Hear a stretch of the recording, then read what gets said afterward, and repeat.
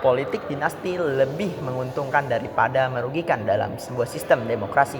Terlebih keberadaan politik dinasti lebih memperkuat stabilitas politik suatu negara daripada memperburuk kondisi sebuah negara. Pertama, sebelum kita lanjut pada hari ini, kesempatan ini Dewan lebih percaya bahwa politik dinasti akan memperburuk jalannya demokrasi dan tidak berjalan dengan sesuai asas-asas demokrasi. Pertama, sebelum kita berlanjut pada segmen selanjutnya ataupun segmen penjelasan, kita harus terlebih dahulu melihat dan juga mengetahui bahwa apa itu politik dinasti. Politik dinasti adalah penglibatan beberapa anggota keluarga dalam sebuah sistem yang diselenggarakan secara waktu demi waktu ataupun dapat diselenggarakan secara bersamaan dengan anggota keluarga yang lain. Contohnya seperti seorang presiden yang mempunyai anak menjadi seorang gubernur di daerah tertentu dalam kedaulatannya, dan juga untuk secara waktu demi waktu ketika seorang wali kota menurunkan jabatannya kepada anaknya, namun itu berdasarkan hasil pemilihan umum ataupun pemilu. Kedua, definisi yang harus kita ketahui adalah demokrasi secara umum. Demokrasi merupakan sistem pemerintahan yang ditentukan oleh kedaulatan rakyat. Dalam istilah kerennya adalah dari rakyat, oleh rakyat, dan untuk rakyat. Adapun argumen-argumen yang bisa saya memperkuat posisi saya sebagai tim kontra dalam Dewan ini adalah, pertama adalah indikator bahwa demokrasi dapat berjalan dengan baik ketika kebijakan politik dinasti itu tidak merusak tatanan demokrasi sebuah negara itu.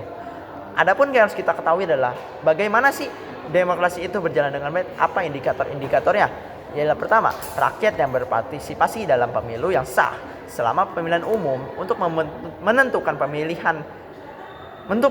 menentukan pemimpin dalam sebuah negara ataupun daerah dan juga kota itu terpilih oleh rakyat, dan rakyatnya itu sangat berpartisipasi dengan aktif serta tak dipaksa oleh pihak manapun.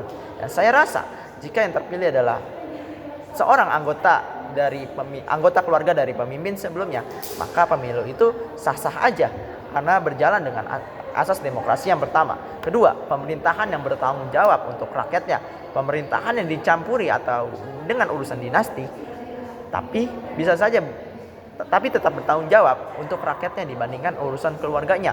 Oleh karenanya, seperti misalkan pemimpin tersebut lebih memperhatikan kondisi-kondisi semua rakyatnya dengan skala letak atau geografisnya tanpa mengkhususkan daerah tertentu yang diindikasi menjadi kediaman keluarga besarnya. Pemimpin yang diakui oleh rakyat, yang poin C adalah pemimpin yang diakui oleh rakyat atas kemampuan dalam mengelola negaranya.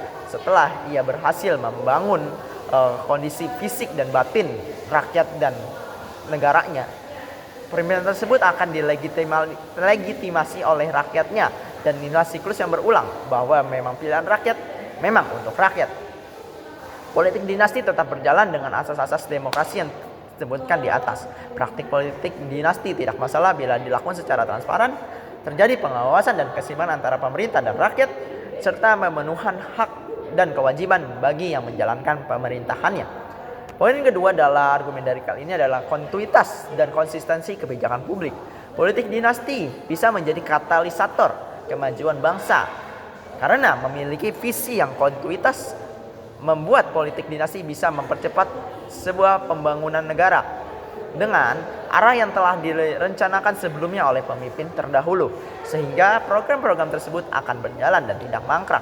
Contoh nyatanya adalah visi mencerdaskan anak bangsa.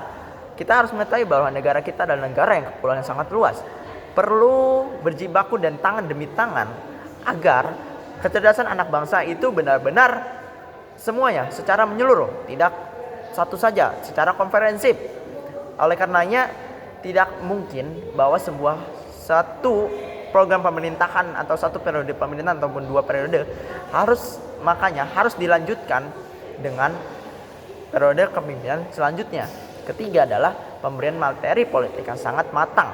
Sebuah lingkaran politik keluarga biasanya ditanami dengan pemahaman politik yang sangat mumpuni dan tumbuh dalam lingkungan pemerintahan. Oleh karenanya seorang yang terpilih merupakan anggota keluarga dari pemimpin terdahulu, pemimpin tersebut pasti akan mengerti sistem-sistem yang ia harus lakukan dalam masa pemerintahannya. Tidak seperti misal harus mengganti pemimpinnya dan ia belum mengetahui apa-apa saja yang harus ia lakukan dalam sistem pemerintahannya, atau ia tidak mengerti secara mendalam kondisi di istana ataupun di lingkungan pemerintah. Kesimpulan yang bisa kita tarik pada hari ini adalah politik dinasti bukanlah celaka bagi demokrasi. Politik dinasti tidak merugikan, justru lebih menguntungkan bagi sebuah negara, apalagi negara tersebut merupakan negara berkembang yang membutuhkan arah pembangunan yang sama dan berkelanjutan agar tidak mulai lagi dari nol. Bukan lagi seperti kata-kata ganti pemimpin, bukan ganti pemimpin sama dengan ganti program dan sama dengan ganti arah. Kebencian terhadap politik dinasti justru menjadi simbol diskriminasi karena ada yang kebencian terhadap suatu keluarga ataupun kelompok tertentu yang sedang menjalani kedaulatan. Terakhir, politik dinasti tidak masalah jika itu berjalan sesuai dengan pilihan. Terima kasih.